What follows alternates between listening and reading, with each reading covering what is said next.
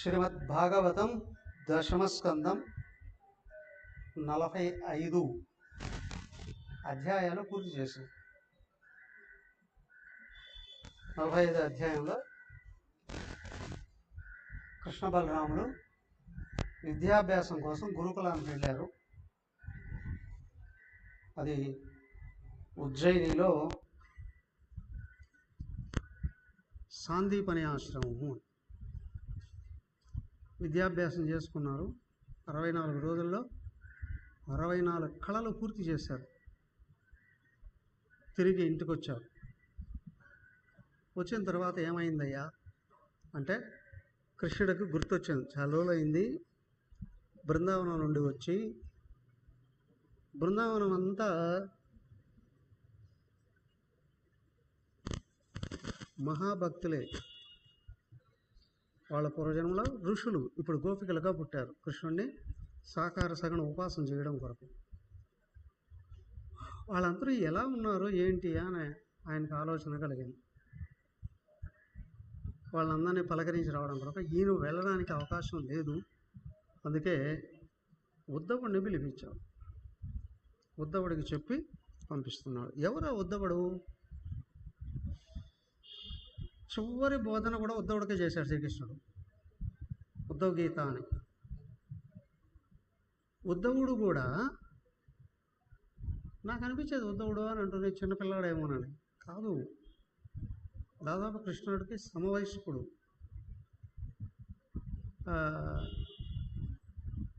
విచిత్రం ఏంటంటే కృష్ణుడు వంశంలో వాడే, పురుషుని వంశంలో వాడే. రెండోది ముఖ్యమైనది మూడవది, కృష్ణుడు లాగానే ఉంటాడట ఆకారం కూడా. ఆకారం కూడా కృష్ణుడు లాగా ఉంటాడట. ఇంకా ముఖ్యమైన విషయం విన్నది ఏంటి అని అంటే ఇక్కడ ఉద్ధవుడు, అక్కడ ప్రహ్లాదుడు, మధ్యలో విభీషణుడు, వీళ్ళు ముగ్గురు కూడా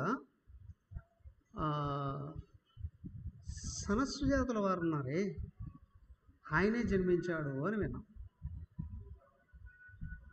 అక్కడ జయ విజయులు ఎవరి వలన అయితే శాపానికి గురయ్యారో, ఎవరు శపించి పంపించేసేసారో, అక్కడ మళ్ళీ నారాయణుడు అనుగ్రహించాడు కదా వీళ్ళని మళ్ళీ అక్కడికి రావడం కొరకు. ఆయన అనుగ్రహించి 7 జన్మల నుంచి 3 జన్మలకు తగ్గిస్తారు కదా. మళ్ళీ వీళ్ళు ఎక్కడ సంసారంలో చిక్కుకుపోయి ఇక్కడే ఏమైనా పతనం అయిపోతారేమో అనేటువంటి ముందు జాగ్రత్తతో నారాయణ భగవానుడే ఆయన సంకల్పంతో సమస్యాదుల వారు వీళ్ళకి వస్తారు. భగవంతుడి ప్రేమ వర్ణనాతీతం. ఇప్పుడు తల్లిదండ్రులు వాళ్ళ పిల్లల్ని దూరంగా చదివిస్తున్నారు అని అనుకోండి. ఒక్కోసారి అబ్బాయిని పంపించేసేసి వదిలేస్తారు అక్కడ. కానీ అమ్మాయిని పంపించేటప్పుడు తల్లి వెళ్ళి ఆ బిడ్డ దగ్గర ఉండి చదువు అయిపోయిన తర్వాత మళ్ళీ రిటర్న్ వచ్చేటువంటి పరిస్థితులు కొన్ని చోట్ల గమనిస్తాం. ఎందుకంటే జాగ్రత్త, రక్షణ కొరకు. ఇక్కడ భగవంతుడు తన భక్తులైనటువంటి వాళ్ళు జన్మ తీసుకున్నారు అని అంటే వాళ్ళు దెబ్బతినకుండా ఉండడానికి, పతనం కాకుండా ఉండడానికి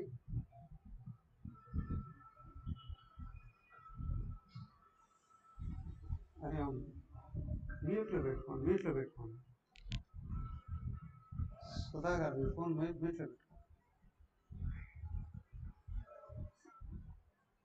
డిస్టర్బెన్స్ వస్తుంది.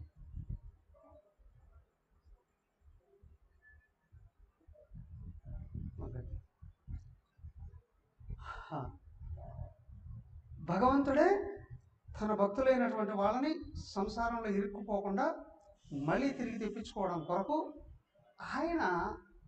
ఆయన సచివులైనటువంటి వాళ్ళని, జీవన్ముక్తులైనటువంటి వాళ్ళని వెంట పంపించడం అనేటువంటిదే ఇది అత్యంత ప్రధానంగా కనిపిస్తుంది.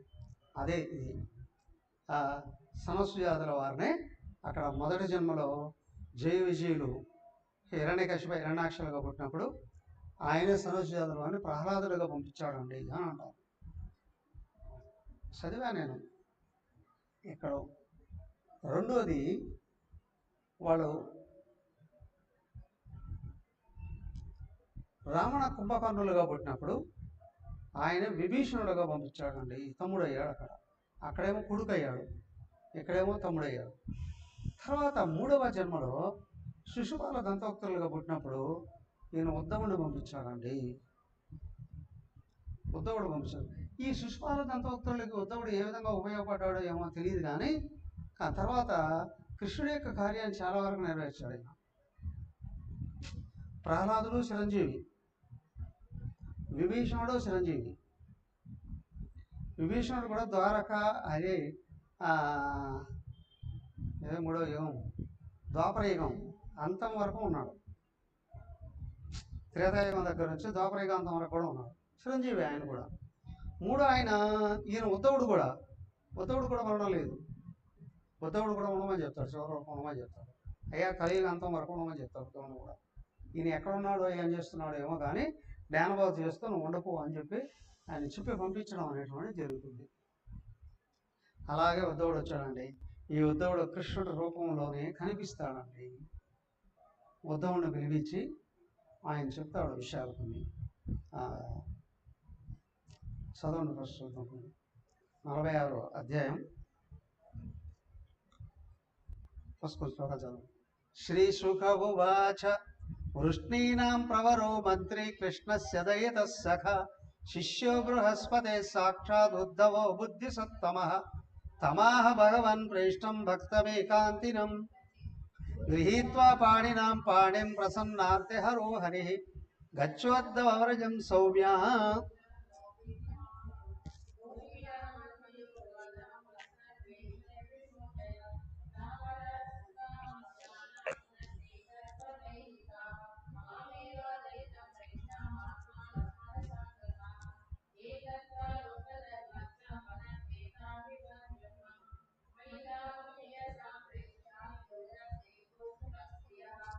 స్మరంత్యోంగ విముఖ్యంతి విరహోత్కంచ విహ్వలా. ఓకే, అయితే ఏంటంటే వృష్ణీనాం ప్రవరో మంత్రి కృష్ణస్య మంత్రి, కృష్ణుడికి మంత్రి, దయిత ఆయనకు ఒక విధంగా ప్రాణ మిత్రుడు కూడా, అంతరంగికుడు కూడా, శిష్యుడు బృహస్పతి శిష్య. ఈయన ఏమిటయ్యా అంటే డైరెక్ట్ బృహస్పతిగా శిష్యుడు. ఉద్ధవుడు బృహస్పతికే శిష్యుడు. కృష్ణుడి కంటే కూడా చాలా పెద్దవాడు అయ్యి ఉండాలి ఇక్కడ, కానీ ప్రాణమిత్రుడు అని అంటున్నాడు. సాక్షాత్ ఉద్ధవ బుద్ధిసత్తమ మహాజ్ఞాని అయినటువంటి ఉద్ధవుడికి తమాహ భగవాన్ ప్రేష్టం భక్తం ఏకాంతినం వచతం. ఆయన్ని ఒంటరిగా పిలిపించుకుని ఆయనతో మాట్లాడుతూ ఉన్నాడు. గృహీత్వా పాణినాం పాణిం ప్రపన్నార్తి హరో హరి. ఆయన ఈయనకి అత్యంత ఇష్టడైన వాడు, శిష్య సమానుడైనటువంటి వాడు కూడా. భగవంతుడు చేతిలో చేసుకుని ఉద్ధవుడిని ఇట్లా మాట్లాడుతున్నాడు. ఉద్ధవ గచ్చ రజం, నువ్వు రజభూమికి వెళ్ళవయ్యా. సౌమ్య పితృర్ణవు ప్రీతిమావహ గోపీనాం మద్వియోగాధి మత్ సందేశ విమోచయ. అయ్యా, వాళ్ళు చాలా రోజుల నుంచి నాకు దూరంగా ఉన్నారు, వాళ్ళు నన్నే తలుసుకుంటూ ఉంటారు, నా విషయం తెలుసుకుంటూ ఇది బాధకు లోనే ఉంటారు, నేను దూరం అయ్యిన్నానని చెప్పి ఇదిగో నువ్వు నా సందేశాన్ని తీసుకెళ్ళి వాళ్ళకి అందించుకో. గోపీన్ తాం మన్ మనసా మత్ ప్రాణ మదర్తే త్యక్తదైహికా. వాళ్ళ మనసులు నాలైందే ఉంటాయి, వాళ్ళ ప్రాణాలు నా కోసమే ఉన్నాయి అయ్యా, వాళ్ళ శరీరాలు కూడా నా కొరకే బతికున్నాయి. మదర్తే త్యక్తదైహికాక, నా కోసమే వాళ్ళు ప్రాపంచిక జీవితాన్ని అంతటి చేసేసారు, నా ఏందే మనసు పెట్టి బతుకుతున్నారు. మామేవ దయితం ప్రేష్టం ఆత్మానం మనసాగత. అయ్యా, వాళ్ళు నా అనుగ్రహం కోసమే, నా మాట కోసమే వాళ్ళు జీవించి ఉన్నారు అని అంటే ఇక్కడ ఈయన పరమాత్మ స్థాయిలో మాట్లాడుతున్నారు. నిజంగా భక్తి కలిగినటువంటి వాడు ప్రపంచం కోసం బతకడు, భగవంతుడి కోసం బతకడు. భగవంతుడి కోసం బతికేవాడు భక్తుడు అని. మరి జ్ఞాని అయితే అయ్యా భగవంతుడి కార్యాన్ని నిర్వర్తించడానికి జీవిస్తాడు. గురుదేవులు 3 సార్లు చనిపోతే బతికిచ్చారట. ఎవరు? భగవంతుడు బతికిచ్చాడు. ఎందుకు బతికిచ్చాడు? తన భక్తులైనటువంటి వారు ఆ ఉపాధి ద్వారాగా సందేశాన్ని కోరుతున్నారు, ఇంకా శిక్షణ కోరుతున్నారు. ఎవరిని బతికిచ్చారు? గురుదేవులు దేహాన్ని. అవునా? ఎవరు లోపల ఉన్నారు? దేహాత్మ భావం లేదు, ఇంకా జీవుడు లేడు. జీవుడు ఎప్పుడో దైవాన్ని అందుకున్నాడు కదా. అయితే ఈ శరీరం పనికి రాకపోయినప్పటికీ కూడా ఈ శరీరం ద్వారాగా సందేశాన్ని మరి ఆయన అనుసరించే వాళ్ళందరూ కోరుకుంటున్నారు. కాబట్టి దేహానికి టైం అయిపోయినా, పనికి రాకపోయినా, అది చనిపోయినా మళ్ళీ బతికించుకుంటూ భగవంతుడే నడిపిస్తూ ఉన్నాడు. అయితే ఇక్కడ గోపికల పరిస్థితి ఏంటంటే ఎవరి కోసం జీవిస్తున్నారు? ఆ విధంగా కూడా అనుకోవచ్చు. ఇంకొకటి లేకపోతే దేహాలుగా ప్రారంధాలు ఉన్నాయి, కానీ దేహాలు వాళ్ళకి అవసరం లేదు. ఆయన ఇంకా ఏమైనా మాతో చెప్తాడేమో, వినాల్సింది వస్తుందేమో అంటే దేహ ప్రారంధం వదిలిపోవడం కొరకు వాళ్ళు లోపల నుండి భగవంతుడిని చూస్తూ ఉన్నారు. ఎవరంటున్నారు ఈ మాట? సాక్షాత్ భగవంతుడు అంటున్నాడు. వాళ్ళు నా కోసం ఎదురు చూస్తున్నారయ్యా. కాబట్టి మయితాహ ప్రేయసాం ప్రేష్టే దూరస్తే గోకుల స్త్రీహ స్మరంత్యో అంగం విముఖ్యంతి విరహాత్కంఠ విక్వలాహ. వాళ్ళ అత్యంత లోపల వేదన అంటే పరిపూర్ణమైనటువంటి భక్తితో కృష్ణుడు ఇంకా వస్తాడు, చూస్తాము, మాట్లాడతాము, ఆ సందేశాన్ని వింటామనేటువంటి భావంతో చూస్తున్నారు. కాబట్టి నువ్వు వెళ్ళి నేను చెప్పినటువంటి విషయం వాళ్ళకు చెప్పుకోవయ్యా, వాళ్ళ సాధన ఇంకొంచెం ముందుకు వెళ్ళడానికి అవకాశం ఉంది కదా అంటున్నాడు. అంటే ఇప్పుడు 27 చూడండి. ఇత్యుక్త వద్దవో రాజన్ సందేశం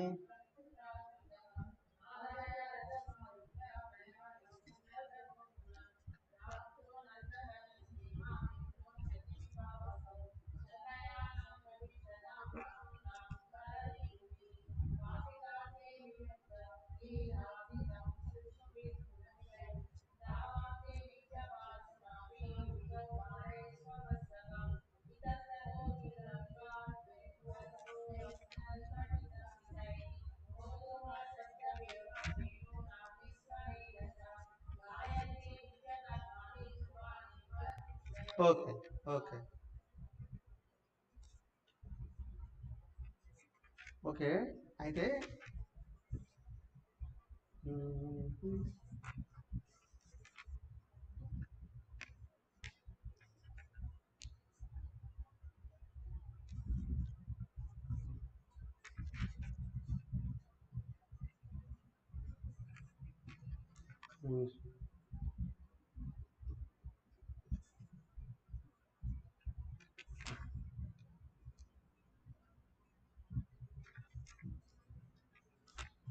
ఉద్ధవుడు వెళ్ళాడు.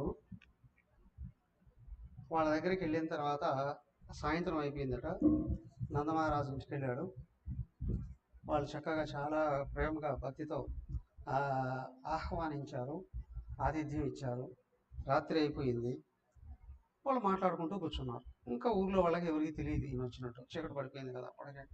ఆ నందమహారాజు ఈయన కలిసి మాట్లాడుకుంటున్నారట. ఎంతసేపు? తెల్లారేదాకా మాట్లాడుకున్నారు. ఏం మాట్లాడుకున్నారయ్యా?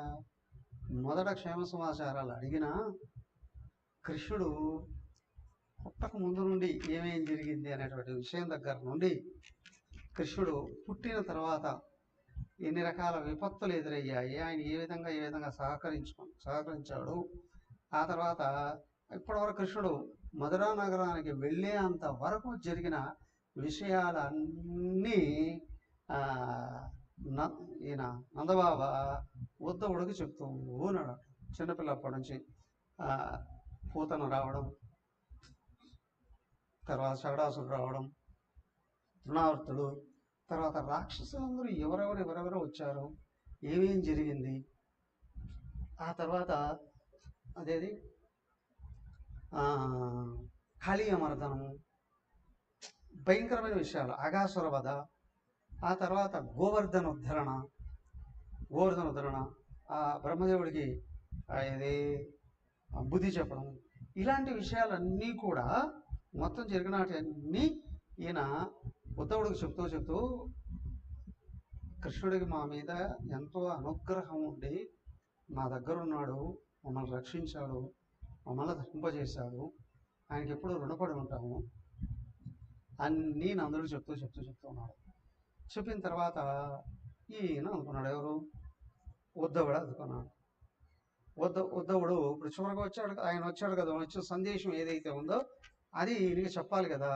మొత్తం ఆయన ఏం చేస్తున్నాడు అక్కడ వెళ్ళాడు కదా, వచ్చాడు ఆడ ఏదో హంసును సమ్మడం వాళ్ళ తర్వాత వీళ్ళకి ఉపనయనాది కర్మలుగా జరగడం, ఉపనయనం అయిపోయిన తర్వాత వెంటనే విద్యాభ్యాసానికి వెళ్ళిపోవడం, విద్యాభ్యాసానికి వెళ్ళిన తర్వాత తిరిగి వచ్చేటప్పటికే ఆయనకు వీళ్ళు గుర్తు వస్తేనే, అయ్యా ఆయన చాలా పనుల ఒత్తిడిలో ఉండడం వలన మీ దగ్గరకు రాలేకపోయాడు, అందుకే మిమ్మల్ని నెగ్లెక్ట్ చేయలేదు, ఆయన రాలేకపోయి తర్వాత వస్తానన్నాడు, ఖచ్చితంగా వస్తాడు, మిమ్మల్ని పలకరిస్తాడు, కాకపోతే వెంటనే నన్ను పంపించాడు మిమ్మల్ని పలకరించడమ్మని చెప్పి, నన్ను పంపించాడయ్యా అని వాళ్ళగా సంజాయిషి ఇచ్చినట్టుగానే సమాధానం చెప్తూ ఉన్నాడు. చూడండి 41 చదువు. యథా భ్రమరికా దృష్ట్యా భ్రామ్యతీవ మహీయతే చిత్తే కర్తరే సత్రాత్మా కర్తే వాహంధియా స్మృతః.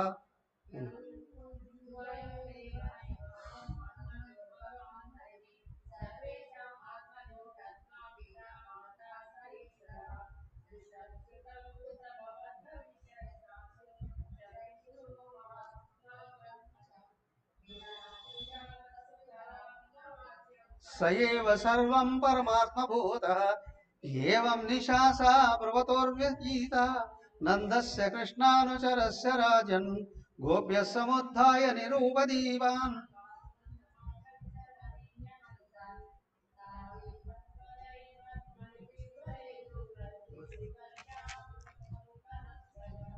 చలన్నితంబస్తనహార కుండల ఉద్గాయతీనామరవిందలోచనం ప్రజాంగనానాం దివమస్పృశుద్ధై దద్రస్య నిర్మందన శబ్దమిశ్రితో భగవత్యుది సూర్యే నందద్వారి వ్రజౌకసః దృష్ట్వా రథాం అక్రూర ఆగత కిం వా యః ఏన నీతో మధుపురీం కృష్ణం కమలలోచన కిం సాధయిష్యత్యస్ ప్రేతస్.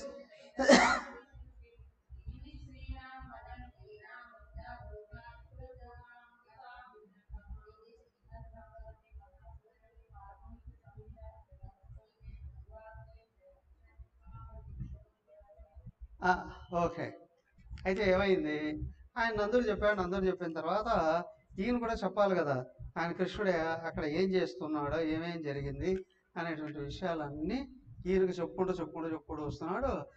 పక్క తెల్లారిపోయింది.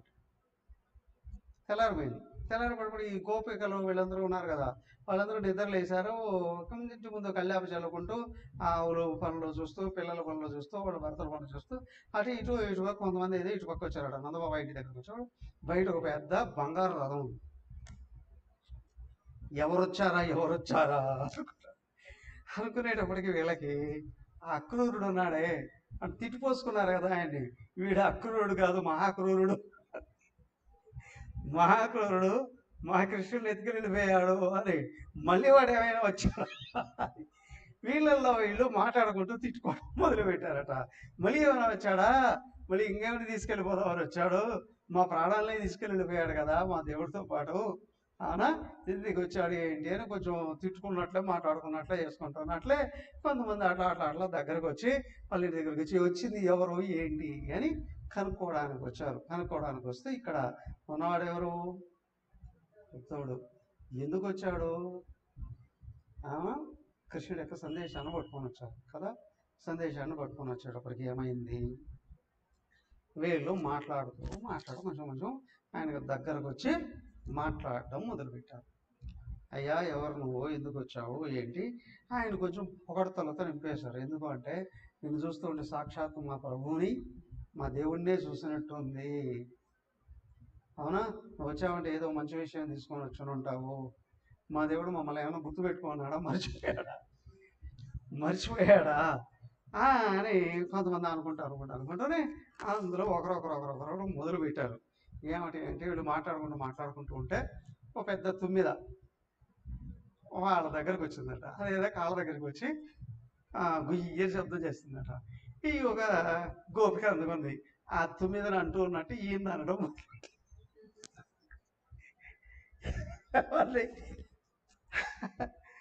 అక్కడ ప్రేమపూర్వకమైనటువంటి భక్తిలో భక్తిపూర్వక నిందలు కూడా ఉంటాయండి. ఒక విధంగా ఈయన నిందిస్తూ, ఉద్ధవుని నిందిస్తూ, ఇంకొక విధంగా కృష్ణుని నిందిస్తూ. నింద అంటే ప్రేమ. మమ్మల్ని ఇస్తే ఇన్ని రోజులు వదిలేశాడే అని ఎక్కడికో దూరంగా వెళ్ళిపోయినటువంటి భర్త చాలా రోజులకి ఇంటికి వచ్చేటప్పటికి భార్య ఎదురు చూసి అవన్నీ తిరిగి, అది తిట్టడం అంటే తిట్టడం కాదండి, ప్రేమతో నిందించడం అండి. ఇక్కడ వీళ్ళు కూడా భక్తితో చాలా రోజుల నుంచి ఎదురు చూస్తూ ఉన్నారు కదా. వీళ్ళందరూ అందుకున్నారా ఆయన్ని. ఒకరొకరు ఈ ఉద్ధవుడిని అందుకున్నారు. కానీ ఉద్ధవుడు ఎంతతో చెప్పడానికి ప్రయత్నం చేస్తున్నాడు. వాళ్ళు వినట్లేదు. పక్క ఈయన ఒకరు మాట్లాడితే వాళ్ళు 4 మాట్లాడేస్తున్నారు. ఏమిటి అంటే, కృష్ణుడు మమ్మల్ని వదిలేశాడు, కృష్ణుడు మమ్మల్ని మర్చిపోయాడు, కృష్ణుడు మమ్మల్ని నెగ్లెక్ట్ చేశాడు. అదంతా ఏంటి అంటే, కృష్ణుడికి ఎప్పుడు దగ్గరగా ఉండాలి అనేటువంటి భావమేనండి. సో ఈ అధ్యాయం అంతా 47 అధ్యాయం అంతా చదవండి.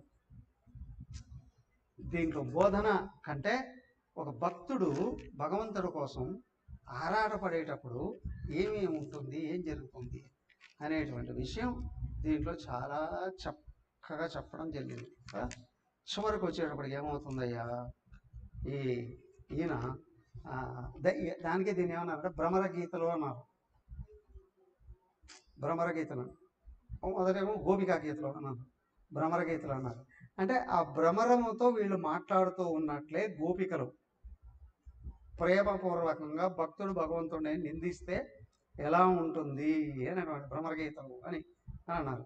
అంతా అయిన తర్వాత ఈయన ఏమంటాడు, మిమ్మల్ని కృష్ణుడు నెగ్లెక్ట్ చేయలేదు, కృష్ణుడు మీకోసం సందేశాన్ని పంపించాడు,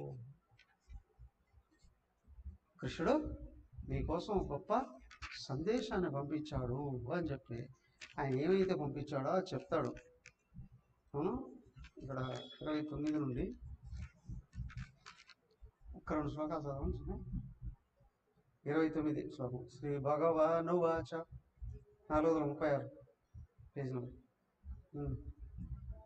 47 అధ్యాయం 36 శ్లోకం, 29 శ్లోకం. భవతీనాం వియోగే మే నహి సర్వాత్మనా క్వచిత్ యదా భూతాని భూతేషు కం వాయర్ తదాహం చ మనః ప్రాణ భూతేంద్రియ గుణాశ్రయ ఆత్మన్యేవాత్మనాత్మానం సృజే ఆత్మమాయానుభావేన భూతేంద్రియ గుణాత్మన. ఓకే, అయితే ఇక్కడ నుంచి ఏంటి అని అంటే, కృష్ణుడు ఉద్ధవుడి ద్వారాగా వెళ్ళిచ్చిన సందేశం ఏంటి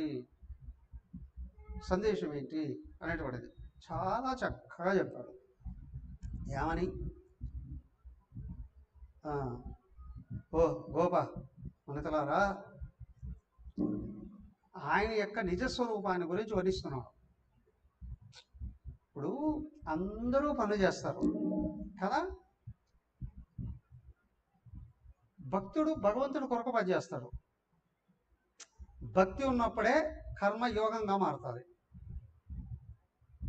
భక్తి లేకపోతే కర్మ సుఖాన్ని ఇవ్వదు, ఎప్పుడెప్పుడు వదిలిపెట్టేద్దామా అని చూస్తాడు. లేదా చేస్తే ఏంటి అంటే డబ్బుల కోసమే చేస్తాడు. పని చేయకుండా కూడా డబ్బులు ఇచ్చేస్తే ఇంకా బాగున్నాయి అని కూడా అనుకుంటాడు, కేవలం డబ్బుల కోసం చేసినప్పుడు. కానీ కొంచెం భక్తి వస్తూ ఉంది అని అనుకోండి, అప్పుడు ధర్మమో అధర్మమో కొంచెం ఆలోచన రావడానికి అవకాశం ఉంటుంది. ఇంకొకటి ఏంటంటే కష్టపడి చేస్తేనే వస్తుందండి అని కూడా. అప్పుడు ఇక్కడ కూడా ఏమవుతుంది అని అంటే సంపద మీదనే దృష్టి ఉంటుంది.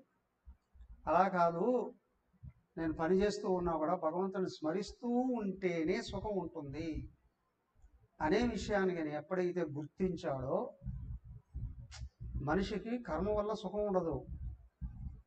కర్మ చేస్తే కర్మ ఫలాన్ని కోరుకుంటాడు కదా. పని మొదలుపెట్ట ముందే నాకేం వస్తుందా అని ఆలోచించుకొని మొదలు పెడతాడు. పని మొదలైనప్పటి నుంచి ఎప్పుడు వస్తుందా కావాల్సిన ఫలం అని చూస్తాడు. ఒకవేళ ఫలంగా తక్కువ వస్తే నిరాశకు లోనవుతాడు. అనుకున్నంత రాకపోయినా నిరాశకు లోనవుతాడు. అవును, వచ్చేది ఎక్కడ ఆగిపోయినా నిరాశకు లోనవుతాడు. అనుకున్నది వచ్చింది, అనుకున్న దానికంటే ఇక్కడ ఎక్కువ వచ్చింది అనుకోండి, మళ్ళీ అది అక్కడ దాచుకోవాలా లేదు కూడా బాధ వస్తుంది. కానీ భగవాన్ నీ కోసం చేస్తున్నాను అని అనుకుంటూ ఉండేటప్పుడు పని చేస్తూ ఉన్న మనసు దైవాన్ని తలుచుకుంటూ ఉంటుంది. ఇది సాధన, ఉపాసన. కానీ దానికంటే ఎక్కువైంది ఏదయ్యా అంటే వ్యక్తి తత్వాన్ని గ్రహించాడు అని అనుకోండి. ఎప్పుడు నేను పని చేస్తున్నాను అని అనుకోడు, వ్యవహరిస్తూ ఉన్నాం. అదేని కొరకు? ఇతరులకి మార్గాన్ని చూపించడం కొరకు. సర్వకాల సర్వావస్థలలో ఎప్పుడు ఎక్కడ ఏ వ్యవహారాలు చేస్తూ ఉన్నప్పటికీ కూడా మనకి ఎదురుగా కనిపించేదంతా ఆయనే. ఇది నిజమైనటువంటి భక్తి. భగవద్గీతలో భక్తి షట్కం 7వ అధ్యాయంతో మొదలవుతుంది కదా. 7వ అధ్యాయంతో జ్ఞాన విజ్ఞాన యోగం అని ఉన్నారు. దాన్ని ఏమయ్యా అని అంటే జ్ఞానం ఒక పక్క దేవుడి గురించి చెప్తూనే అయ్యా ఈ కనిపించేదంతా దేవుడే, ఇదే విజ్ఞానం. కనిపించే ప్రతి జీవి ఆయనే. గడ్డిపోచ మొదలుకొని క్రిమికీటకాల దగ్గర నుండి మనుషులు, దేవతలు, చెట్లు మొత్తం అన్నీ కూడా ఆయన ఉంటేనే ఉంటున్నాయి. ఆయన కానీ వదిలేస్తే చచ్చిపోతున్నాయి. ఒక ఆకును వదిలేసాడు అనుకోండి, ఆకు రాలిపోతుంది. ఒక రెమ్మను వదిలేసాడు అనుకోండి, రెమ్మ ఎండిపోయి రాలిపోతుంది. ఒక కొమ్మను వదిలేసాడు అనుకోండి, నిలువను కొమ్మ పోతుంది. చెట్టుని వదిలేస్తే చెట్టు కూడా పోతుంది. అలాగే మన దేహంలో కూడా అన్ని పార్ట్ల మీద ఆయన కూర్చొని పని చేస్తూ ఉంటేనే పనిచేస్తాయి. కానీ ఒక్క పార్ట్ను కానీ ఆయన వదిలేస్తే ఆ పార్ట్ ఏమవుతుంది? క్యాన్సర్ వచ్చిందండి అంటాం. ఆయన లిస్టులో నుంచి క్యాన్సర్ చేసేసారు దాన్ని. అది చచ్చిపోతుంది. ఇంకా ఏ పార్ట్ అయినా సరే, కళ్ళు కావచ్చు, చెవులు కావచ్చు, ముక్కు కావచ్చు, కాళ్ళు, చేతులు, పొట్ట, ఎవరికి గుండె అయినా సరే కదా, ఆయన ఉంటేనే అన్ని. బాగా గమనించు, బయట భూమి దగ్గర నుండి ఆకాశం వరకు అన్నీ ఆయనే. అలాగే లోపల కాలి గోరి దగ్గర నుండి తల వెంట్రుకల వరకు కూడా అన్నీ ఆయనే అయి ఉన్నాడు. ఆయన కంటే అన్యంగా ఏమీ లేదు. కనిపించేదంతా ఆయనే అయ్యింది, నిజమే. ఇది ఒక ఎత్తు అయితే, కానీ లోపల కూర్చొని వ్యవహరిస్తున్నాడే జీవుడు, సాక్షాత్తు ఆయనే. ప్రతి జీవుడు సాక్షాత్తు ఆయనే. అదే చెప్తున్నాడు ఇక్కడ ఆయన. పైకి కనిపించే పంచభూతాలు, నక్షత్రాలు, అవునా, జీవరాశులు, లోపల వ్యవహారాలు, ఉద్ధవ చెప్పు వాళ్ళకి, ఇవన్నీ తయారు చేసింది నేనే అయ్యా. ఆ జీవరాశుల్లో దూరి జీవుళ్ళుగా మారి వ్యవహరించేది కూడా నేనే. నాకంటే వేరుగా ఎక్కడ ఏమీ లేదు. అంటే వాళ్ళు నా కోసం ఎదురు చూస్తున్నారు అని అంటే నేను ఒక రూపం అని అనుకున్నారు ఇంతవరకు. నేను ఎదురుగా ఉండగానే నేను ఇది కాదు అది అని చెప్తే వాళ్ళు వినరు, అవునా? నేను దూరం అయ్యా కదా. ఇప్పుడు నా కోసం వాళ్ళు వేదన పడ్డారు. ఎన్ని రోజులు పడతారు వేదన? నేను ఏం తప్పు చేశానంటే నేను వేదన పడడానికి? నాకెందుకు బాధ? అయితే ఇట్లా భగవంతుడు రూపం కొంచెం దూరం అయ్యేటప్పటికి 199 మంది పతనం అయిపోతారు. 100కి ఒక్కరే మిగులుతారు. ఒకరు మిగులుతారు జనరల్గా. మళ్ళీ ఆయన వస్తాడు, మళ్ళీ అనుగ్రహిస్తాడు, మళ్ళీ ఆయన వస్తాడు, అనుగ్రహిస్తాడని. కానీ ఆయన ఉద్ధవుడితో సందేశం పంపించాడు. ఏంటి అని అంటే, నా కోసం ప్రత్యేకంగా చూడొద్దు, అంతా నేనే అని గుర్తిస్తే మీకు తాపం ఎదిరిపోతుంది. అవునా? మీకు కనిపించేదంతా నేనే అనేటువంటి విషయం మీకు కానీ అర్థమైంది అని అంటే ఇక నాకు మీరు దూరం గారు, మీకు నేను దూరంగా. ఇది జ్ఞానంలో పరాకాష్ట. దానికి ఇక్కడ అన్నారు ఏంటంటే వీటిని భ్రమర గీతలు అన్నారు. భ్రమరం అంటే ఒక విధంగా బాగా తుమ్మిద కదా. భ్రమరం అంటే తిరగడం. ఏం తిరుగుతాం? పంచభూతాలన్నీ తిరుగుతూనే ఉన్నాయి, అది ఒక ఎత్తు. శరీరాలన్నీ తిరుగుతూనే ఉన్నాయి, ఇదొక ఎత్తు. కాదు, మనోబుద్ధులు ఉన్నాయే, వాటికి ఇష్టమైన వాటి కోసం భ్రమిస్తూ ఉన్నాయి, తిరుగుతూ ఉన్నాయి. కళలో ఉన్నంత వరకు కళలో విషయాలన్నీ నిజంలా కనిపిస్తాయి. కళలను లేస్తూనే కళ నిజం కాదు, చూడబడింది నిజం కాదు, కానీ కళను చూసిన వాడు మాత్రం ఉన్నాడు. చూడబడేది మాయమైపోయింది, చూసిన వాడు మాత్రం మిగిలాడు కదా. అలాగే మనం కూడా ప్రపంచంలో దృశ్యాలన్నీ చూస్తూ ఉన్నాం. దృశ్యాలన్నీ మారిపోయేటివే, కాలగర్భంలో కలిసిపోయేటివే, కానీ చూసేవాడు ఉన్నాడే, వాడు నిజం. ఎవడయ్యా చూడబడే దాంట్లో చూసేవాడిని కానీ గుర్తించాము అని అంటే వీడు నిజం కదా. మిమ్మల్ని నేను చూస్తున్నానండి, మీరు నన్ను చూస్తున్నారండి, ఈ రెండు కూడా దృశ్యాలే. కానీ మీలో నుండైనా నాలో నుండైనా చూసేవాడు ఒకడు.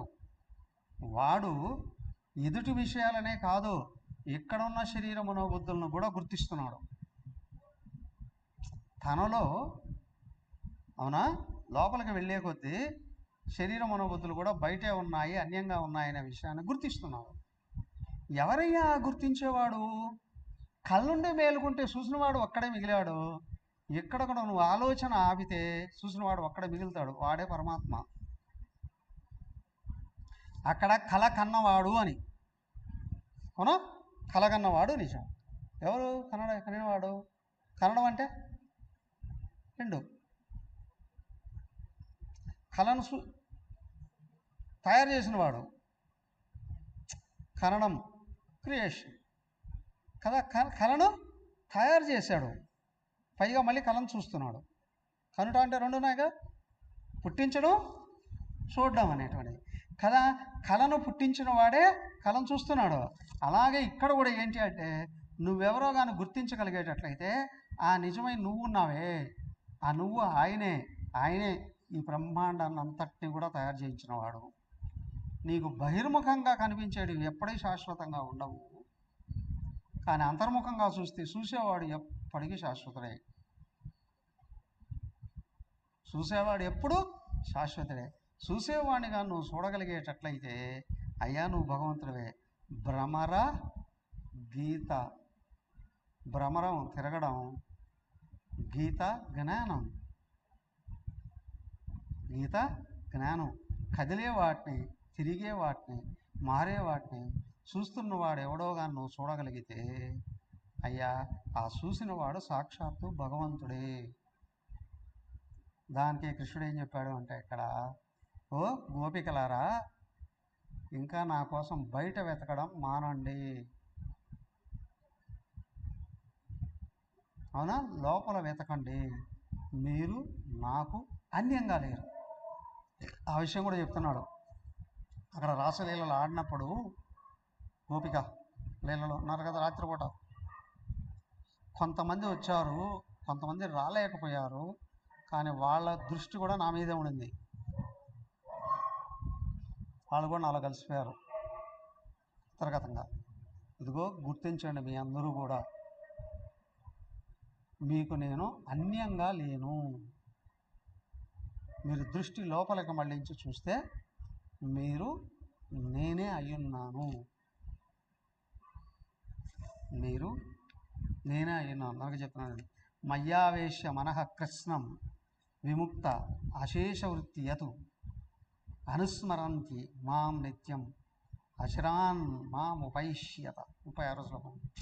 రేపు చెప్పుకుందాం ఇది ఒకసారి మళ్ళీ. ఇక్కడ చాలా ముఖ్యమైనటువంటి బోధన అనేది ఉంది. వాడు మనసు నా యందు పెట్టండి అంటే బయట కాదు, ఇప్పుడు మనసుని మీరు విత్డ్రా చేసుకోండి. వెనక్కి తిప్పితే, మనసును వెనక్కి తిప్పి నేను ఎవరో అనే విషయాన్ని గుర్తించడానికి కానీ ప్రయత్నం చేస్తే మీరు నేనే అయ్యున్నా. నా కోసం మీరు బయట వెతకడం ఎప్పుడైతే మానేస్తారో మీరు నేనే అయిపోతాను. ఇక మీకు తాపం ఉండదు. ఇదే ముక్తి. అది సందేశం పంపించాడు ఈయన. ఉద్ధవుడు చెప్తూ ఉన్నాడు. ఉద్ధవుడు అలాగా చెబుతూ ఆయన సందేశాన్ని వినిపిస్తూ కొన్ని నెలల పాటు అక్కడే ఉండిపోయాడట. జ్ఞాని నిజమైన సాధకులను చూస్తూ వదిలిపెట్టలేడు కదా. ఇప్పుడు బృందావనానికి మధురకు ఎంత దూరం అందరూ చూశారుగా, 10 కిలోమీటర్లు. పైగా ఆయనకు వెహికల్ ఉందిగా, వెళ్ళి రావడానికి ఎంతసేపు పడుతుంది? అవునా? వెళ్ళి రావడానికి ఎంతసేపు పడుతుంది? నేను ఆశ్రమంలో ఉండేటప్పుడు ఆశ్రమం నుంచి రోజు చిల్లూరుపేటకి వెళ్ళి అటు నరసరావుపేటకి వెళ్ళి క్లాసులు తీసుకొని మళ్ళీ ఆశ్రమానికి వస్తూ ఉండేది. 20 కిలోమీటర్లు వెళ్ళి వచ్చాడు. ఈయనకి వెళ్ళి రావడానికి ఎంతసేపు పడుతుంది? No no no no. ఉండిపోయాడు ఆయన అక్కడే. కొన్ని నెలల పాటు ఉన్నాడట. నిరంతరం వేదాంత చర్చ జరుగుతూ ఉందట. భక్తుడికి కూడా కొద్ది రోజులు ఇలాగ గ్యాప్ వచ్చింది అంటే భక్తి దేని కొరకు అనేది విషయం బయటపడుతుంది. కాలక్షేపం చేస్తున్నాడా, నిజంగా దైవాన్ని ఉపాసిస్తున్నాడా అనేటువంటి విషయం. చాలామంది ఏమవుతారు, ఎట్టొచ్చారు అట్ట వెళ్ళిపోతారు, అక్కడక్కడ మళ్ళీ చెదిరిపోతారు. కానీ కొంతమందే పట్టుకుంటారు, గురువు బోధని పట్టుకుంటారు. వాళ్ళకి ఆయన ఇచ్చే చివరి సందేశం ఏంటి అంటే, ఇప్పుడు లోపలికి తిరిగి అన్వేషించండి. లోపల ఉన్న నేను అనేది ఏదైతే ఉందో అదే నేనయ్యున్నా. మీరు నాకంటే వేరుగా లేరు. ఇక మీరు వెతకడం మానేస్తే, మనసు ఇంకా వెతకడం మానేస్తే మనసే ఉండదు, నేనే మిగులుతాను. నిరంతరం మీకు దర్శనం ఇస్తూనే ఉంటాను. తదాస్తు. ఇంకా ఏం బోధించాడండి రేపు చూద్దాం. మరి ఓం సర్వే భవంతు సుఖినః, సర్వే సంతు నిరామయాః, సర్వే భద్రాణి పశ్యంతు, మా కశ్చిద్ దుఃఖభాగ్ భవేత్. ఓం శాంతి శాంతి శాంతి. హరి ఓం. శ్రీ గురుభ్యో నమః. హరి ఓం.